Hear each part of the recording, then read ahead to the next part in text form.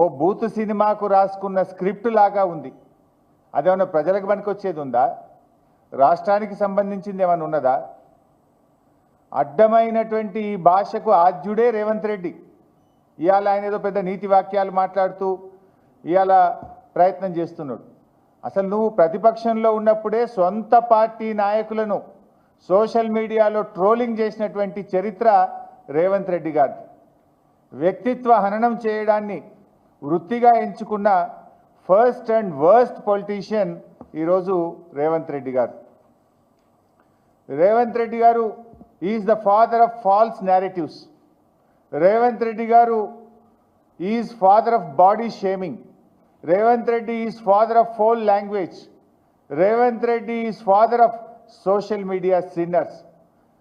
అబద్ధాలకు brand ambassador ఎవరు అంటే అది రేవంత్ రెడ్డి అని చెప్పక తప్పదు.